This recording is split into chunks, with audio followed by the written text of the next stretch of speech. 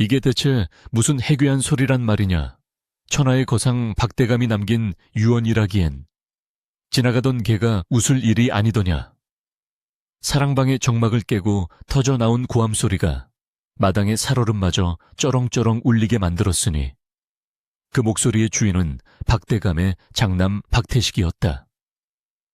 상복을 입은 그는 불그락푸르락 달아오른 얼굴로 방바닥에 내동댕이 쳐진 유언장을 삿대질하며 분기탱천하고 있었는데 그 곁에는 차남 박태호가 비열한 웃음을 흘리며 곰방대를 탁탁 털고 앉아 형의 분노를 부채질하고 있었다.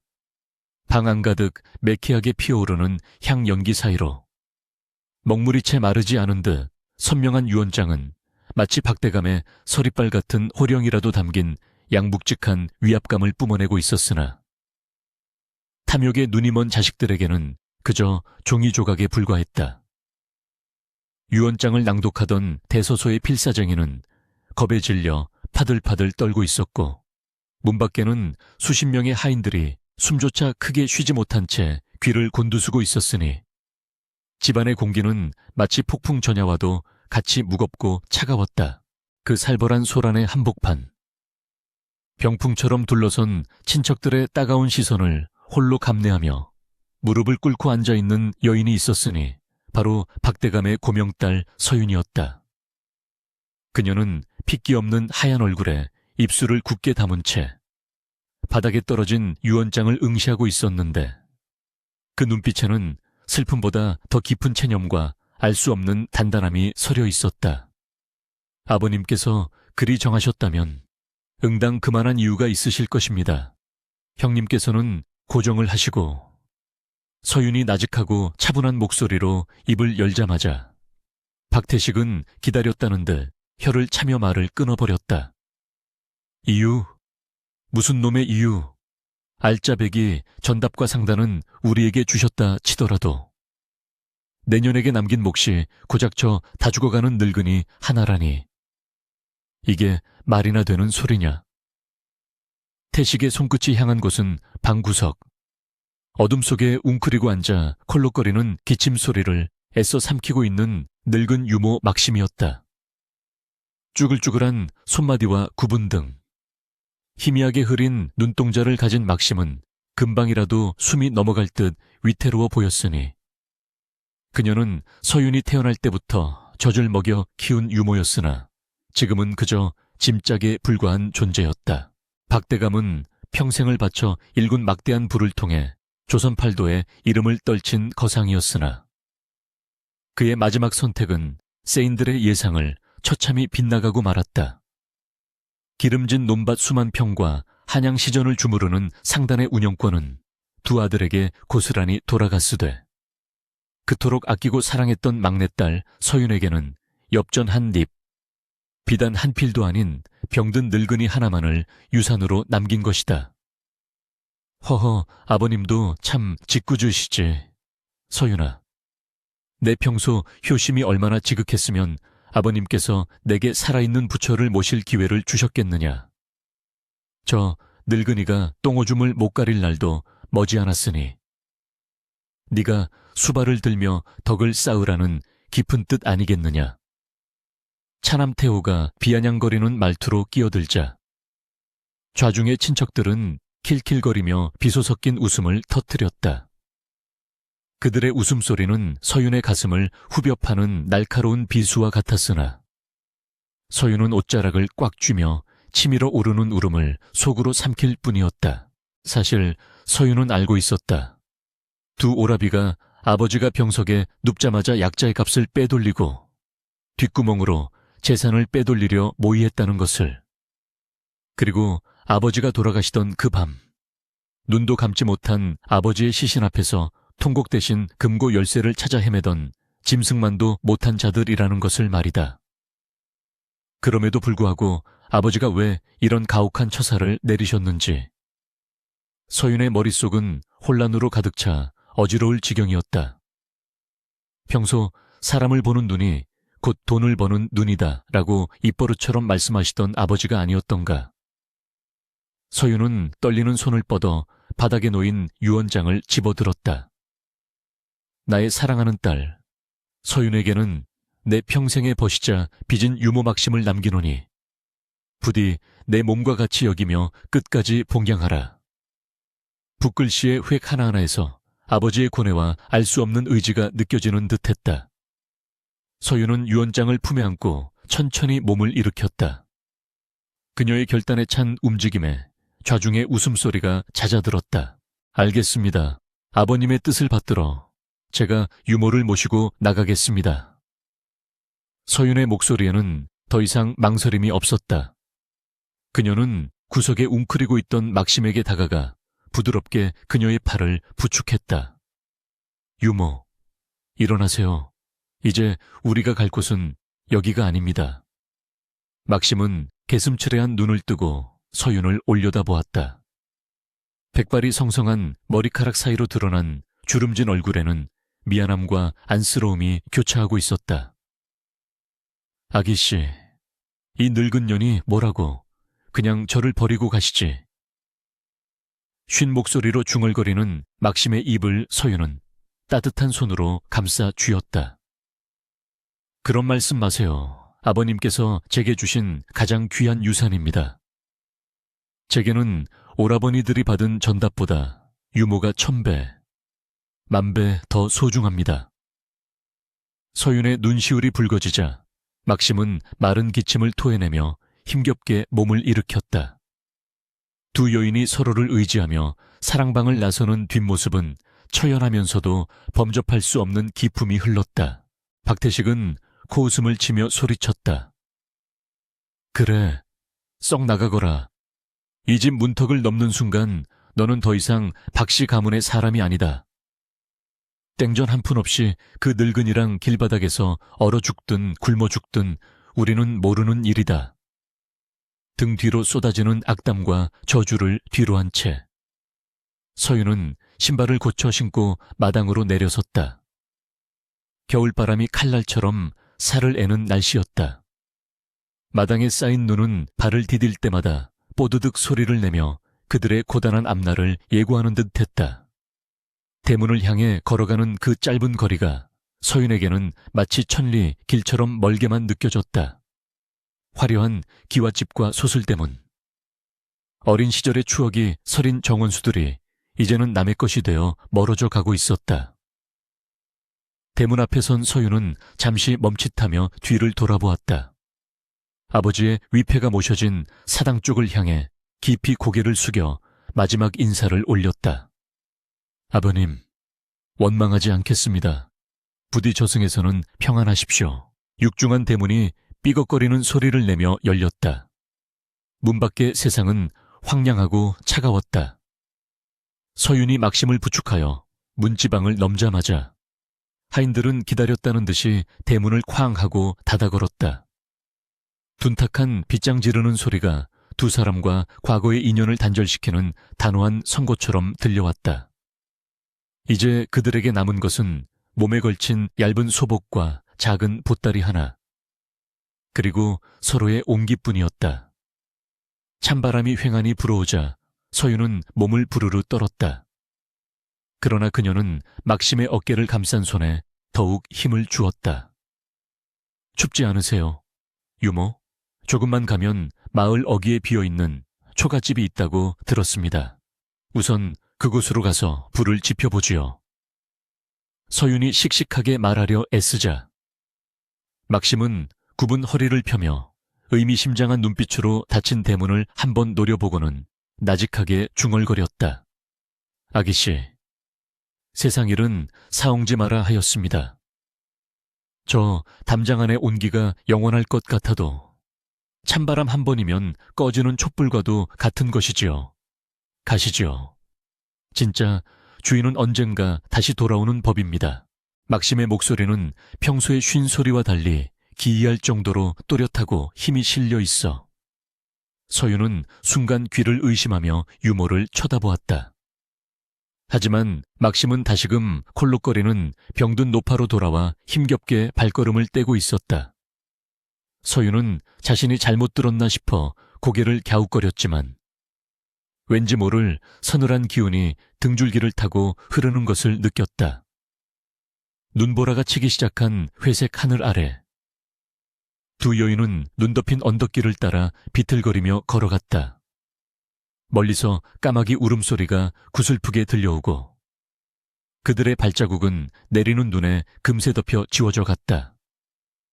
박대감 댁의 높은 담벼락 너머에서는 왁자지껄한 잔치소리가 들려왔다.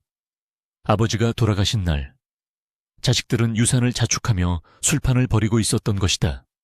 그 비정함에 치를 떨며 서윤은 눈물을 훔쳤다. 하지만 그녀는 몰랐다. 그녀가 지금 부축하고 있는 이 늙고 병든 여인의 품속에 박대감이 평생을 걸쳐 지키고자 했던 그리고 천하를 뒤흔들 만한 엄청난 비밀이 숨겨져 있다는 사실을, 그리고 오늘 이 비참한 쫓겨남이 훗날 조선 팔도를 뒤집어 놓을 거대한 운명의 서막이라는 것을 말이다. 마을 어귀 산비탈에 위태롭게 매달린 초가 삼가는 말이 집이지 짐승의 굴과 다를 바가 없었다. 삭풍이 불 때마다 썩은 기둥이 비명을 지르고 찢어진 문풍지 사이로 황소바람이 들어와 방 아랫목까지 얼음장을 만들어 놓기 일쑤였다. 박대감 댁에서 쫓겨난 그날부터 서윤의 삶은 처절한 생존투쟁의 연속이었다. 곱게 자란 손끝은 이미 동상으로 붉게 부어올라 터졌고 비단옷에 익숙했던 피부는 거친 산벗에 쓸려 성한 곳이 없었다. 하지만 서윤은 자신의 고통을 들여다볼 겨를조차 없었다.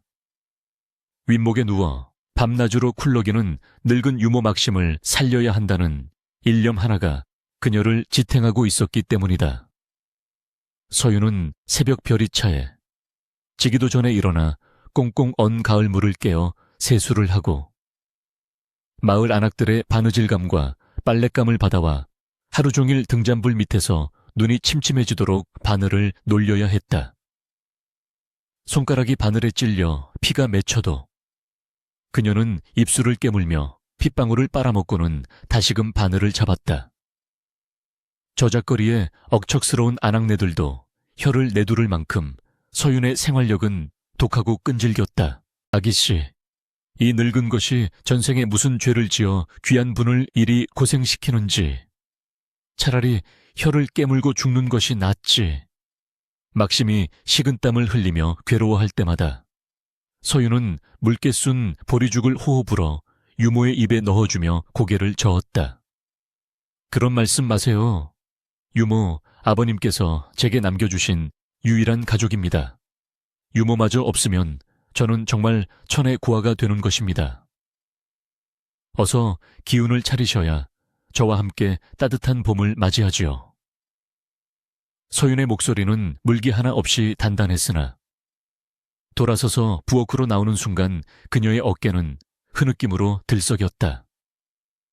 쌀독은 이미 바닥을 보인 지 오래였고 땔감이라곤 산에서 주워온 마른 나뭇가지 몇 개가 전부였다.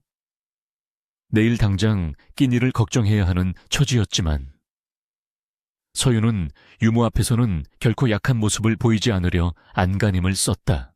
반면 산 아래 들려오는 소문은 서윤의 가슴을 후벼 파는 비수와 같았다. 박태식과 박태호 두 형제는 물려받은 유산으로 매일같이 잔치를 벌이며 흥청망청 돈을 뿌리고 다닌다고 했다. 한양에서 제일 가는 기생들을 불러들여 술판을 벌이는 것은 예사요. 값비싼 비단과 도자기를 사들이느라 창고의 문턱이 닳을 지경이라는 소식이 바람결에 들려왔다. 쯧쯧. 박대감이 저승에서 통곡을 할 노릇이지. 그 많은 재산을 어찌 그리 허망하게 날린단 말인가. 마을 사람들의 수군거림이 들려올 때마다 서윤은 귀를 막고 싶었다. 오라비들이 호의호식하며 기름진 고기를 씹을 때 서윤은 유모에게 먹일 약재를 구하기 위해 자신의 머리카락을 잘라 팔아야 할지 고민하고 있었다. 세상의 불공평함에 치가 떨렸지만 서윤은 원망 대신 바늘을 더 꽉 쥐었다. 원망할 시간에 한 땀이라도 더 떠서 동전 한 잎이라도 벌어야 했기 때문이다. 겨울의 한복판. 폭설이 내려온 세상을 하얗게 뒤덮던 어느 깊은 밤이었다. 며칠째 이어진 고된 노동에 지쳐 쪽잠을 자던 서윤은 심한 갈증을 느끼며 눈을 떴다. 방 안은 싸늘한 냉기로 가득 차 있었고 문틈으로 새어들어온 달빛만이 희미하게 방바닥을 비추고 있었다. 자릿길을 찾아 손을 더듬거리던 서윤의 시선이 문득 윗목을 향했을 때 그녀는 숨이 멎을 듯한 기이한 광경에 온몸이 굳어버리고 말았다. 병석에 누워 꼼짝도 못하던 유모 막심이 마치 아무 일도 없었다는 듯 꼿꼿한 자세로 앉아 있었던 것이다. 굽었던 등은 대나무처럼 반듯하게 펴져 있었고 흐리멍덩하던 눈빛은 어둠 속에서도 형형하게 빛나고 있었다. 그것은 병든 노파의 모습이 아니라 마치 범접할 수 없는 위험을 지닌 여장부의 자태였다. 서윤은 자신이 꿈을 꾸고 있는 것이라 생각하여 눈을 비볐으나 눈앞의 광경은 사라지지 않았다.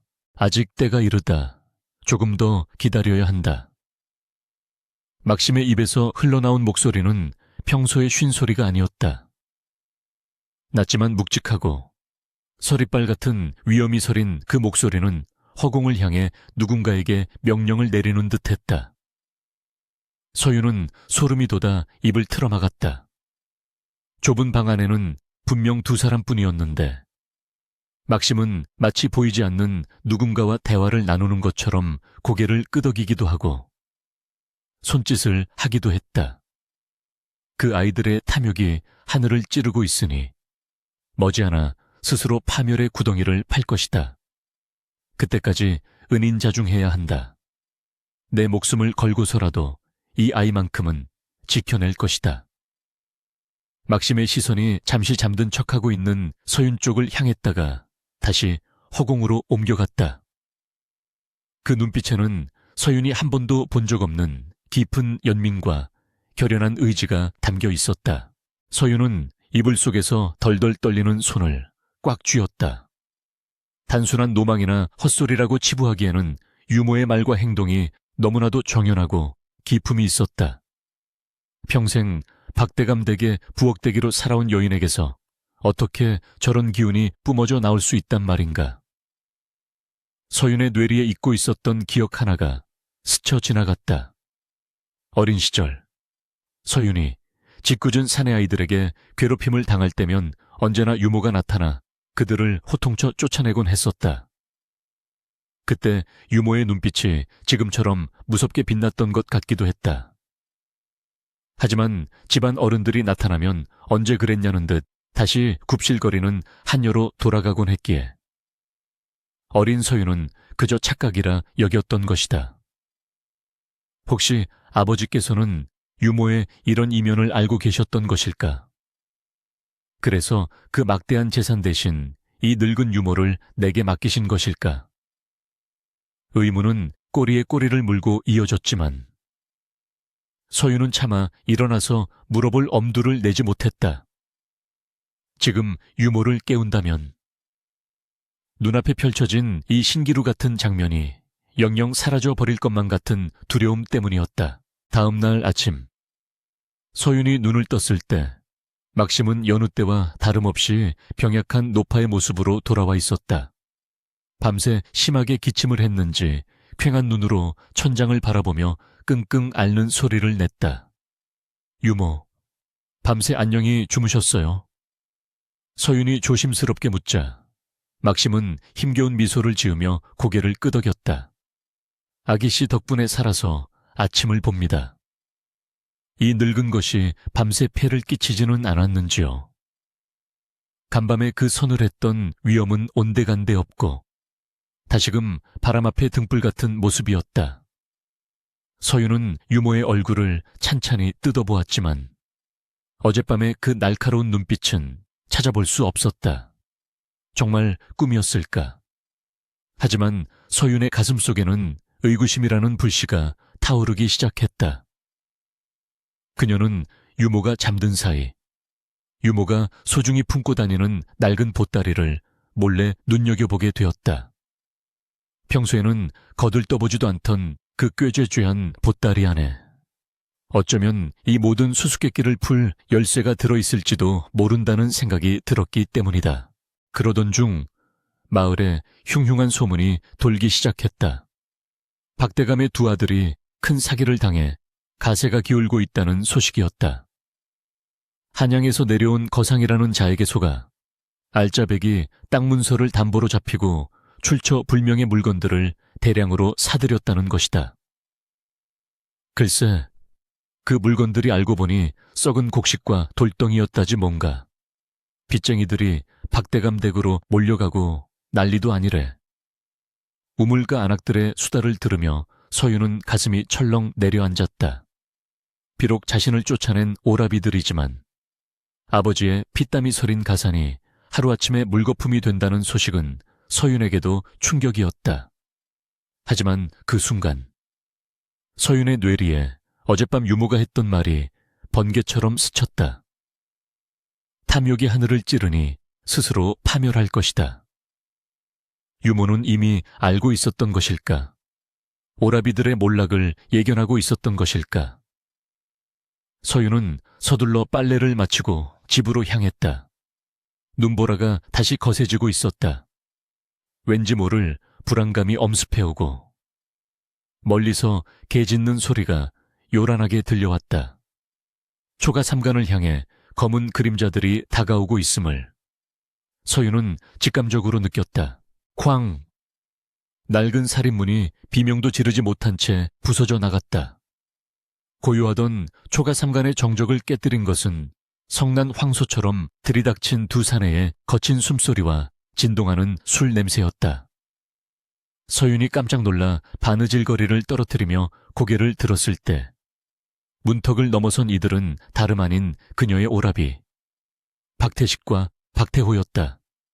하지만 불과 몇 달 전 비단 옷을 휘감고 거드름을 피우던 그 위풍당당한 모습은 온데간데 없었다.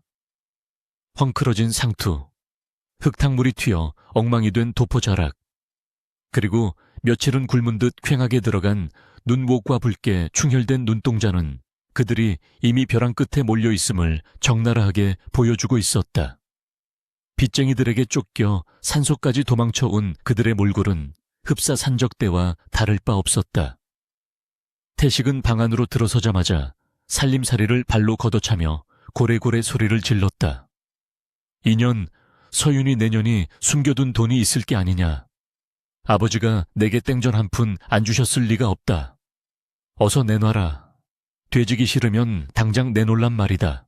서윤은 공포에 질려 뒷걸음질 치면서도 본능적으로 윗목에 누워있는 유모 막심을 자신의 등 뒤로 숨겼다.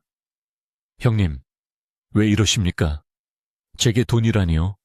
아버님께서 남겨주신 건 이 유모 한 사람뿐이라는 걸 두 눈으로 똑똑히 보시지 않았습니까? 서윤의 항변에도 태식은 듣지 않았다. 그는 미친 사람처럼 벽장문을 열어젖히고 이불을 뒤집으며 집안을 쑥대밭으로 만들기 시작했다. 그 곁에서 태호가 비열한 눈빛으로 방 안을 훑더니 서윤의 뒤에 웅크리고 있는 막심에게 시선을 고정시켰다. 형님, 돈이 없으면 돈이 될 만한 걸 가져가면 그만 아닙니까? 저 늙으니 아직 숨은 붙어 있으니 염전 노예로나 팔아넘기면 푼돈이라도 챙길 수 있을 겁니다. 늙어서 일은 못해도 밥값은 하겠지요. 인간의 탈을 쓰고 어찌 저런 말을 뱉을 수 있단 말인가. 서윤은 치밀어 오르는 분노와 경악으로 온몸을 떨었다. 안 됩니다. 차라리 저를 때리세요. 유모는 병들어 오늘 내일 하는 분입니다. 제발 이러지 마세요. 서윤이 두 팔을 벌려 막심을 가로막자 태호는 코웃음을 치며 서윤의 머리채를 휘어잡았다. 이 건방진 계집이 어디서 감히 내년도 빚 대신 팔아넘기려다 봐주고 있는 걸 고맙게 여겨야지. 태호의 소나귀 힘에 서윤은 비명을 지르며 바닥으로 나뒹굴었다. 이마가 방바닥에 부딪혀 찢어지는 듯한 통증이 밀려왔고 붉은 선혈이 흘러내려 시야를 가렸다. 태식이 킬킬거리며 다가와 서윤을 발로 걷어차려는 찰나 방 안의 공기가 순식간에 차갑게 얼어붙는 기이한 현상이 일어났다. 마치 한겨울 폭설이 내리는 벌판 한가운데 서 있는 듯한 서늘한 살기가 두 사내의 등골을 오싹하게 만들었다. 매엄 죽어라. 내 놈들이 정녕 하늘이 두렵지 않더냐. 천둥 소리처럼 쩌렁쩌렁한 일갈이 좁은 방 안을 가득 메웠다. 태식과 태호. 그리고 바닥에 쓰러져 있던 서윤마저 믿을 수 없는 표정으로 소리가 난 곳을 바라보았다. 그곳에는 병들어 죽어가던 늙은 유모 막심이 서 있었다. 아니, 그 모습은 서윤이 알던 유모가 아니었다. 굽었던 허리는 대나무처럼 꼿꼿하게 펴져 있었고 흐리멍덩하던 눈동자는 호랑이의 안광처럼 형형하게 빛나고 있었다. 헝클어진 흰머리 사이로 드러난 얼굴에는 감히 범접할 수 없는 서리빨 같은 위엄이 서려 있어 초라한 삼벗을 입고 있음에도 불구하고 마치 왕실의 여인이 서 있는 듯한 착각을 불러일으킬 정도였다. 태식은 걷어차려던 발을 허공에 멈춘 채 입을 떡 벌리고 멍하니 막심을 올려다보았다. 뭐야. 이 늙은이가 미쳤나. 막심은 태식의 떨리는 목소리를 무시한 채 천천히 그러나 위압적으로 한 걸음씩 다가갔다. 그녀의 발걸음마다 바닥이 울리는 듯한 무게감이 느껴졌다. 내 너희 아비인 박대감의 은혜를 입어 조용히 지내려 했거늘 자식이라는 작자들이 금수만도 못한 짓을 벌이는 꼴을 더 이상 두고 볼 수가 없구나. 너희가 진정 박씨 가문의 자손이라면 당장 무릎을 꿇고 누이에게 사죄하지 못할까? 막심의 호통에는 단순한 노인의 분노를 넘어선 사람을 압도하는 기운이 담겨 있었다.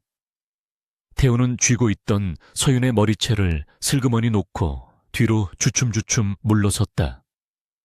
평생 부엌대기로만 알았던 늙은 종년에게서 뿜어져 나오는 낯선 살기에 두 형제는 본능적인 공포를 느꼈다. 술기운이 확 달아나고 오금이 저려 제대로 서 있기조차 힘들 지경이었다. 그때 막심이 품속에서 무언가를 꺼내어 두 형제의 눈앞에 들이밀었다. 그것은 낡고 빛바랜 천에 쌓여 있었으나 막심이 천을 걷어내자 은은하면서도 영롱한 붉은 빛이 방 안을 밝혔다. 그것은 평범한 장신구가 아니었다. 붉은 산호와 순금으로 정교하게 세공된 봉황 문양의 놀이개였다. 봉황의 눈에는 쌀알만한 진주가 박혀 있었고 그 자태가 어찌나 고고하고 섬세한지 문외한이 보아도 예사 물건이 아님을 단번에 알 수 있었다. 더욱이 그 놀이개 끝에 달려있는 술은 왕실에서나 사용하는 최고급 비단실로 짠 것이었다. 이것이 무엇인지 아느냐? 너희 같은 시정잡배들이 감히 손댈 수 있는 물건이 아니다. 당장 물러가지 않으면 관에 고발하여 너희의 폐륜을 천하에 알리고 능지처참을 면치 못하게 할 것이다. 막심의 목소리는 서슬퍼런 칼날과도 같았다. 놀이개를 본 태식의 눈동자가 흔들렸다. 그가 아무리 방탕하게 살았다 한들 거상의 아들로서 귀한 물건을 보는 눈썰미는 있었다. 저 물건은 돈으로 환산할 수 없는 감히 평민이 소지해서는 안 되는 금기의 물건일 가능성이 높았다. 만약 저 늙은이가 진짜 무서운 배경을 가지고 있다면 지금 자신들이 저지른 짓은 멸문지화를 당할 수도 있는 일이었다. 공포와 혼란이 뒤섞인 표정으로 서로의 얼굴을 쳐다보던 두 형제는 누가 먼저랄 것도 없이 비명을 지르며 밖으로 도망치기 시작했다. 귀신이다. 저 늙은이가 귀신이 들렸어. 엉덩방아를 찌으며 허둥지둥 도망가는 그들의 뒷모습은 처량하기 그지없었다. 멀어지는 발자국 소리와 함께 초가집에는 다시금 정막이 찾아왔다. 서윤은 멍하니 앉아 이 모든 상황을 지켜보고 있었다. 이마에서 흐르는 피를 닦을 생각조차 하지 못한 채 눈앞에 서 있는 유모를 올려다보았다. 유모, 대체 정체가 무엇입니까? 그 놀이개는 또 무엇이고요? 떨리는 서윤의 목소리에 막심은 천천히 몸을 돌렸다. 방금 전까지 호랑이 같던 기세는 봄눈 녹듯 사라지고 다시금 인자하고 슬픈 눈빛을 한 노파의 모습으로 돌아왔다. 막심은 서윤에게 다가가 피 묻은 이마를 자신의 소매로 조심스럽게 닦아주었다. 거친 손길이었지만 그 안에 담긴 온기는 태산보다 무거웠다. 아기씨, 많이 놀라셨지요. 이 늙은 것이 진작 말씀드려야 했는데 때를 기다리느라 늦었습니다. 용서하십시오. 막심은 서윤을 부축하여 앉히고 손에 들고 있던 놀이개를 서윤의 손바닥 위에 올려놓았다. 차가운 금속의 감촉이 서윤의 손끝을 타고 전해졌다. 이것은 단순한 놀이개가 아닙니다. 선대 왕비마마께서 저에게 하사하신 제 신분의 증표이자 목숨과도 같은 물건입니다. 서윤은 숨을 들이켰다. 왕비라니. 부엌 한 구석에서 쭈그리고 앉아 밥을 먹던 유모의 입에서 나올 단어가 아니었다. 저는 궁중의 상궁이었습니다. 그것도 동궁전의 살림을 책임지던 제조 상궁기였지요. 막심의 고백은 계속되었다. 과거 궁중 암투에 휘말려 억울한 누명을 쓰고 죽음의 위기에 처했을 때 박대감이 우연히 그녀를 발견하고 목숨을 구해주었다는 것이다.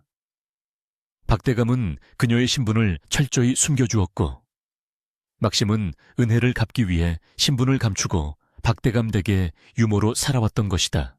박대감님께서는 돌아가시기 직전 제게 이 비밀을 아기씨에게만 털어놓고 훗날을 도모하라 하셨습니다.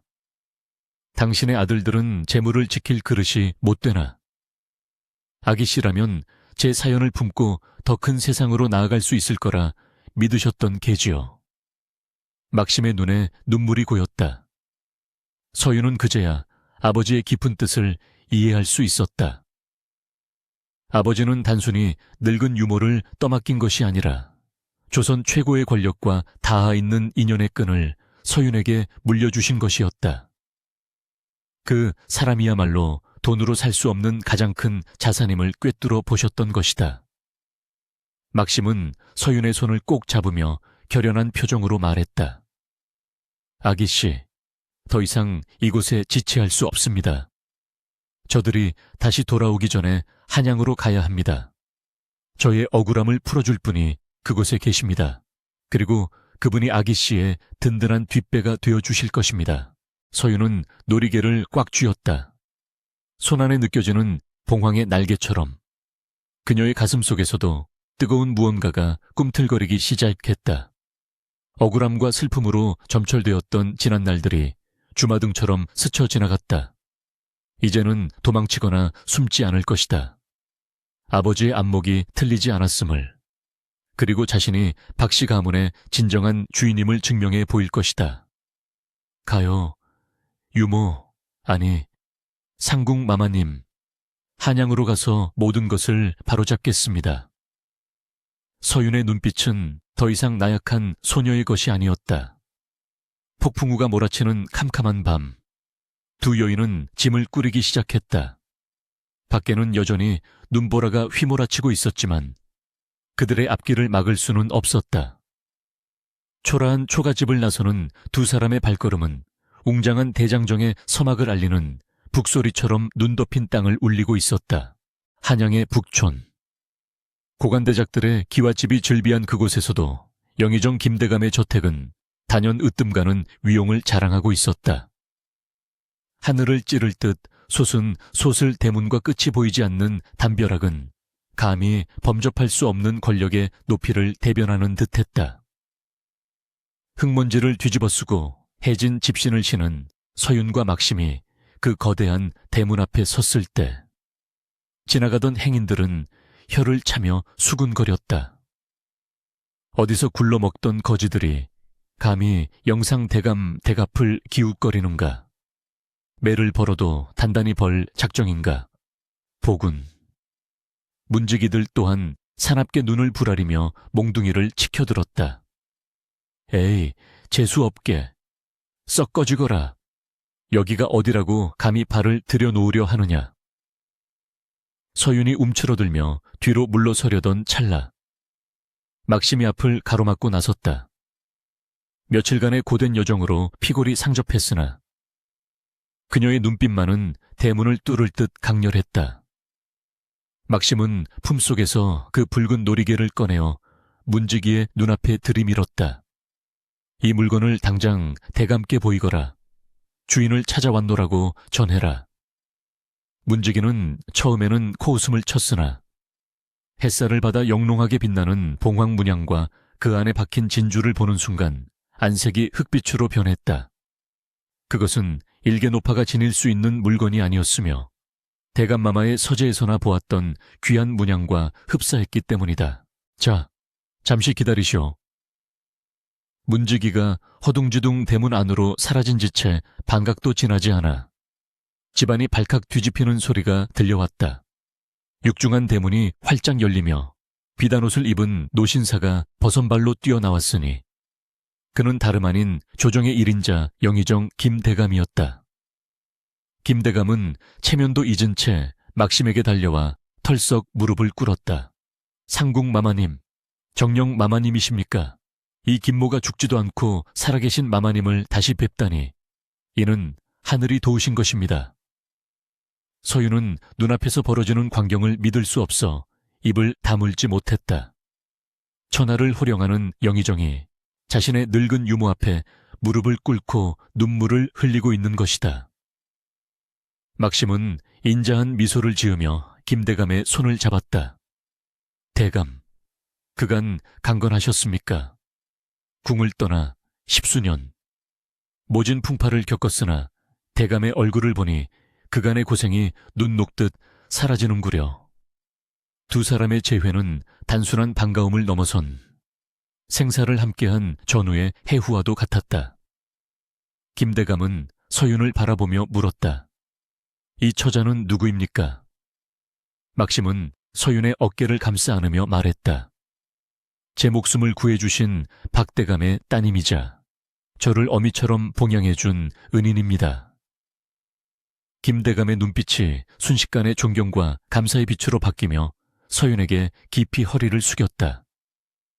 귀한 분을 몰라 뵙고 하마터면 큰 결례를 범할 뻔했습니다.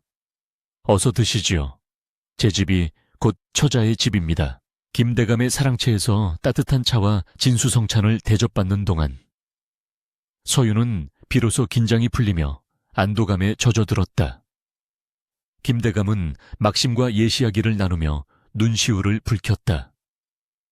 알고 보니 막심은 과거 김대감이 억울한 누명을 쓰고 영모죄로 몰렸을 때 자신의 목숨을 걸고 결정적인 증자를 찾아내어 그를 구해준 생명의 은인이었다. 그 일로 인해 반대파의 표적이 된 막심은 궁을 탈출해야 했고 박대감의 도움으로 신분을 숨긴 채 살아왔던 것이다. 박대감의 은혜가 아니었으면 저나 마마님이나 이미 이 세상 사람이 아니었겠지요. 내 그 은혜를 갚을 길이 없어 늘 가슴 한구석이 무거웠는데 이제야 그 빚을 갚을 기회가 생겼습니다. 김대감은 서윤을 향해 단호하게 말했다. 처자, 이제 아무 걱정 마시오. 내 힘이 닿는 한 처자의 앞길을 막는 자는 그 누구도 용서치 않을 것이오. 바로 그때 대문 밖에서 왁자지껄한 소란이 일어났다. 이보게들, 내가 누군지 아는가? 저 안에 들어간 계집이 바로 내 여동생이란 말일세. 우리 집 종년이 훔쳐간 보물을 찾으러 왔으니 썩 비키거라. 익숙하고도 소름 끼치는 목소리. 박태식과 박태호였다. 그들은 서윤이 영의정 댁에 들어갔다는 소문을 듣고 혹시라도 콩고물이라도 떨어질까 싶어 혹은 막심이 가진 놀이개를 빼앗기 위해 헐레벌떡 달려온 것이었다. 빚쟁이들에게 시달려 몰골이 말이 아니었지만 탐욕에 찬 눈빛만은 여전했다. 김대감의 미간이 찌푸려졌다. 저 소라는 무엇인가? 하인이 조심스럽게 고했다. 박대감 댁 아드님들이라 자청하는 자들이 행패를 부리고 있습니다. 서윤의 안색이 창백해지자 막심이 조용히 찻잔을 내려놓으며 말했다. 대감, 저들을 안으로 들이십시오. 오늘 이곳에서 묵은 빚을 청산하고 옳고 그름을 명확히 가려야겠습니다. 김대감은 고개를 끄덕이며 하인들에게 눈짓을 했다. 잠시 후 태식과 태우가 하인들에게 이끌려 사랑채 마당으로 들어섰다. 웅장한 기와집과 수많은 하인들, 그리고 상석에 앉아있는 영의정의 위세에 눌려 두 형제는 잔뜩 쫄아든 모습이었다. 그러나 태식은 짐짓 허세를 부리며 소리쳤다. 아이고, 대감마마, 죽을 죄를 지었습니다만 저기 앉아있는 계집과 늙은이는 저희 집에서 도망친 것들입니다. 훔쳐간 폐물을 회수하고 가정교육을 다시 시키려 왔으니 너그러이 용서해 주십시오. 태호 역시 비굴하게 웃으며 맞장구를 쳤다. 그렇습니다요. 저 늙은 종년이 대감마마를 속이고 있는 것이 분명합니다. 저희가 끌고 가서 단단히 혼을 내겠습니다. 그들은 방 안 상석에 앉아있는 막심이 누구인지, 그녀가 입고 있는 옷이 얼마나 귀한 비단인지 눈여겨볼 생각조차 하지 않았다. 그저 자신들의 탐욕을 채울 생각에 눈이 멀어 있었다. 내 이놈들, 김대감의 불호령이 마당을 뒤흔들었다. 감히 어느 안전이라고 주둥이를 함부로 놀리느냐. 김대감의 분노에 찬 일갈의 태식과 태호는 사시나무 떨듯 떨며 바닥에 납작 엎드렸다. 고개를 들어 저분을 똑똑히 보거라. 김대감이 손가락으로 가리킨 곳에는 왕실의 상궁들이나 입을 법한 당의를 갖춰 입고 위엄있게 앉아있는 막심이 있었다. 태식은 슬그머니 고개를 들었다가 기겁을 하며 뒤로 넘어질 뻔했다. 며칠 전까지만 해도 자신들이 발길질을 해대던 늙은 종년이 지금은 영의정과 나란히 앉아 서늘한 눈빛으로 자신들을 내려다보고 있었기 때문이다. 너희가 짐승만도 못한 폐륜을 저지르고도 살아남기를 바랐더냐. 막심의 목소리는 낮았으나 그 울림은 폐부를 찌르는 듯했다. 너희 아비 박대감은 평생 신의와 사람을 중히 여겼거늘 너희는 어찌하여 그 피를 이어받고도 아귀가 되었단 말이냐. 아비의 유언을 무시하고 병든 유모를 짐작 취급하며 하나뿐인 누이를 길바닥으로 내쫓은 죄. 그 죄가 하늘에 닿아 이미 천벌이 내려진 것을 모르느냐. 태식과 태호는 식은땀을 비오듯 흘리며 변명하려 했으나 입이 떨어지지 않았다. 막심은 계속해서 말을 이었다. 이 놀이개는 내 신분의 증표이자 너희 아비가 지켜준 의리의 상징이다. 너희는 그저 이것을 금부치로만 보았겠지. 눈에 보이는 재물에만 눈이 멀어. 진정으로 귀한 사람을 알아보지 못하는 너희에게는 박대감의 유산을 이을 자격이 없다. 김대감이 엄숙하게 선고를 내렸다. 듣거라. 내 오늘부로 너희가 박대감의 이름을 더럽히는 것을 더 이상 묵과하지 않겠다. 관에 명하여 너희가 사기꾼들과 결탁하여 빼돌린 장부와 불법으로 사들인 물건들을 낱낱이 조사하게 할 것이다. 또한 천륜을 어긴 죄를 물어 곤장을 치고 한양 밖으로 영구히 추방할 것이니 그리 알라. 청천벽력 같은 판결에 두 형제는 아이고 곡소리를 내며 살려달라고 빌었다. 서윤아, 서윤아, 우리를 좀 살려다오. 우리가 잘못했다. 오라비를 봐서라도 한 번만 용서해다오.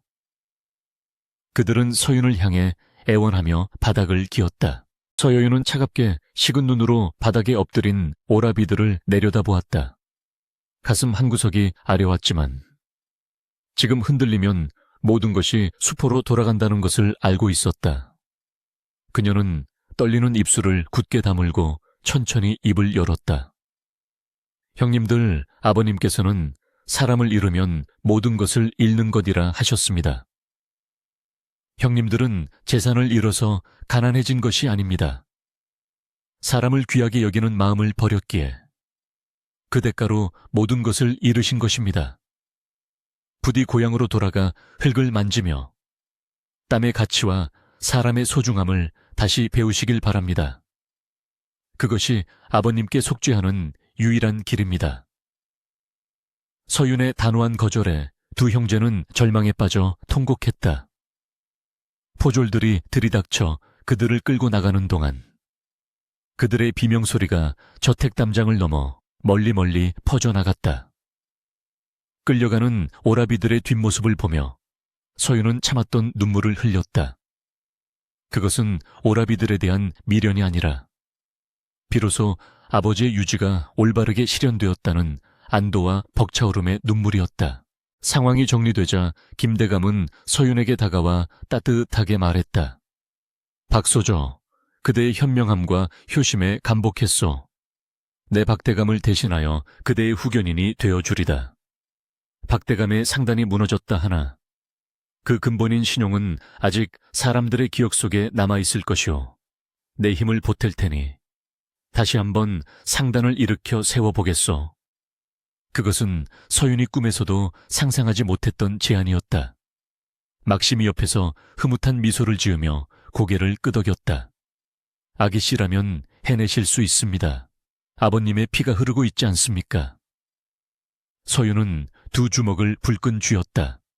잿더미가 된 집안을 다시 일으키고 아버지의 명예를 되찾을 수 있는 기회. 그녀는 깊은 숨을 들이쉬며 김대감과 막심을 향해 큰 절을 올렸다. 감사합니다, 대감마마. 그리고 유모, 아니 상궁마마님. 뼈가 부서지는 한이 있어도 반드시 해내겠습니다. 한양의 겨울바람은 여전히 차가웠지만 서윤의 가슴 속에는 이미 찬란한 봄이 찾아오고 있었다. 세월은 유수와 같다 하였던가. 강산이 변한다는 10년의 세월이 흐르는 동안 한양의 시전거리에는 거상 박대감의 명성이 다시금, 아니 그전보다 더욱 찬란하게 꽃 피우고 있었다. 마포 나루터에는 박계의 포에 끼어 자가 새겨진 깃발을 단 상선들이 꼬리에 꼬리를 물고 들어왔고 전국의 특산물들이 박서윤 대행수의 상단으로 모여들었다. 뱃사공들의 구릿빛 등줄기에서 흐르는 땀방울과 짐꾼들의 활기찬 고함소리, 그리고 물건을 흥정하는 객주들의 왁자지껄한 소음이 어우러져 활기가 넘치는 그곳의 중심에 이제는 어엿한 대행수가 된 서윤이 서 있었다. 비단 장옷을 단정하게 차려입고 상단의 장부를 검수하는 그녀의 눈매는 매섭고 날카로웠으나 그 입계는 여유와 온화함이 감돌고 있었다.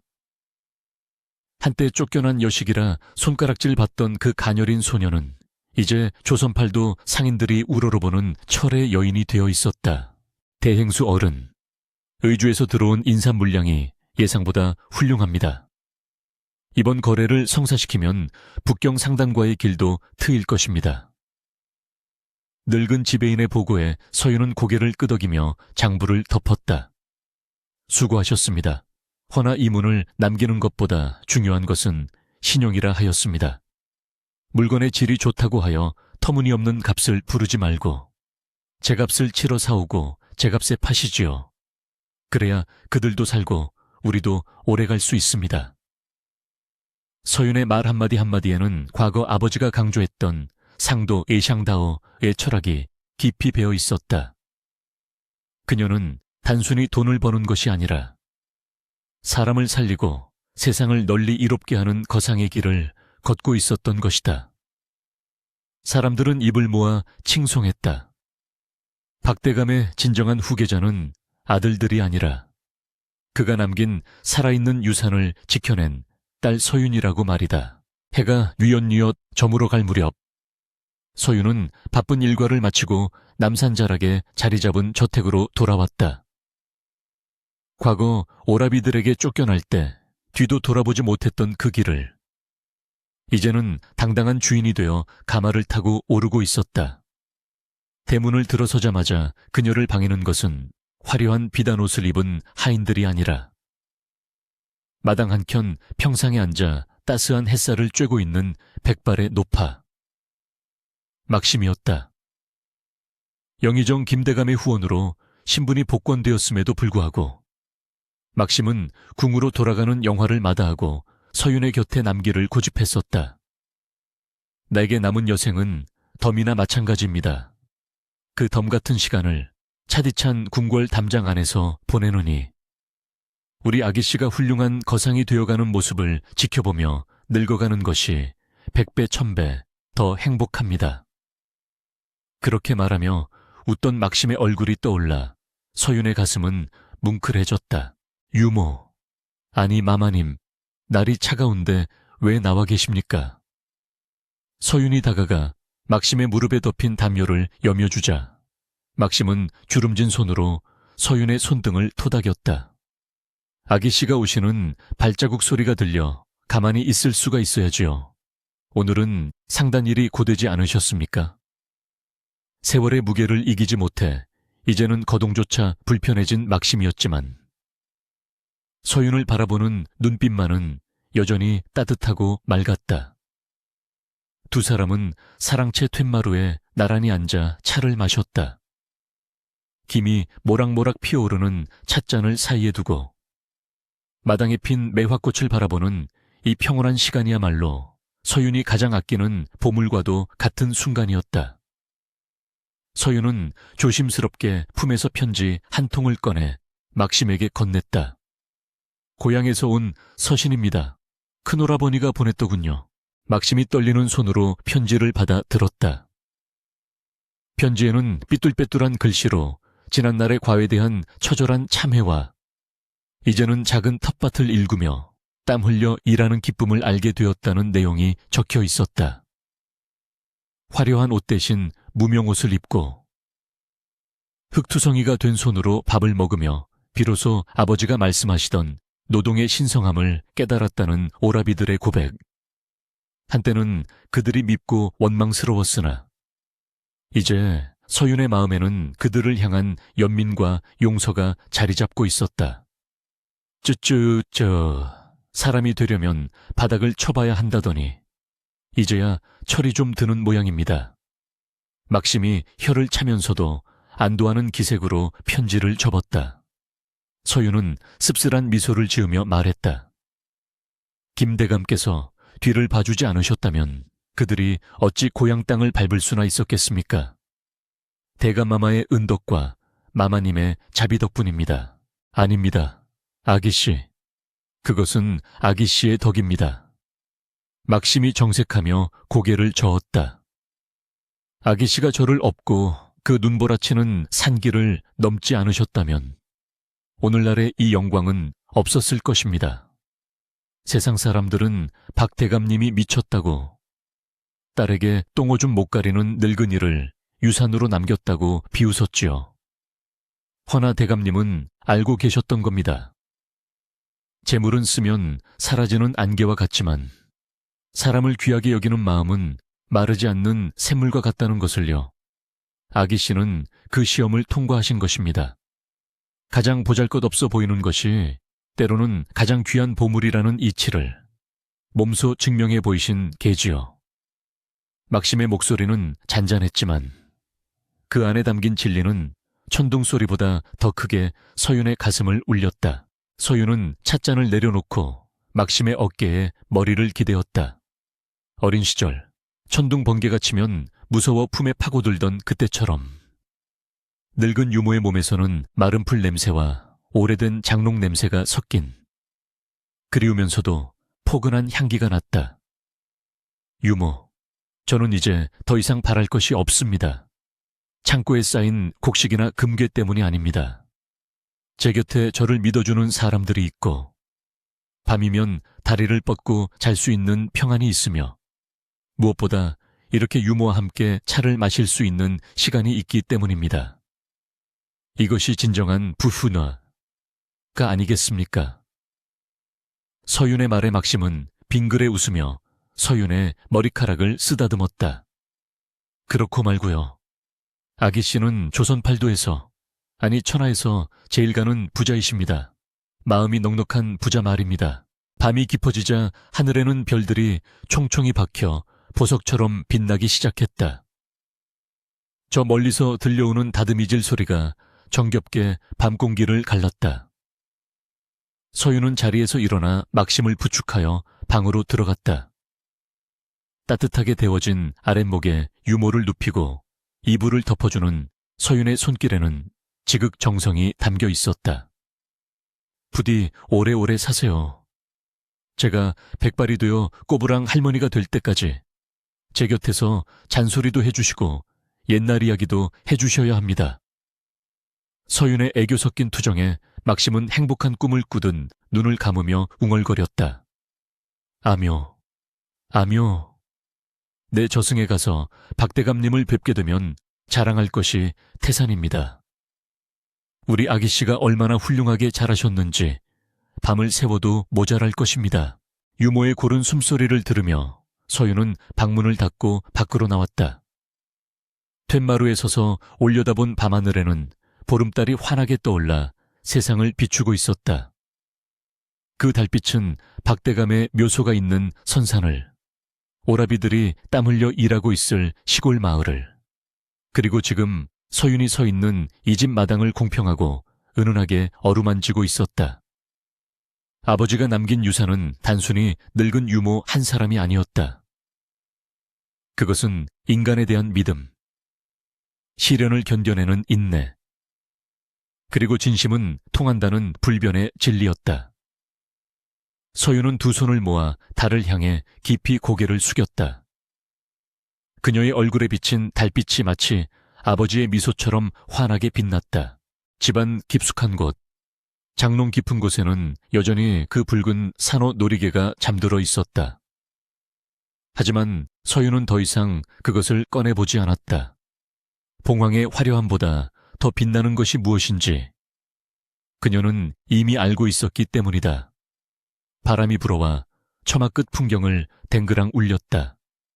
그 맑은 소리는 마치 긴 이야기의 끝을 알리는 종소리처럼, 그리고 새로운 내일의 시작을 알리는 축복처럼 고요한 밤하늘로 퍼져나갔다. 효 이샤오, 와 의 이, 그리고 사랑. 이것이야말로 썩지 않고 영원히 빛나는 세상에서 가장 위대한 유산이었다.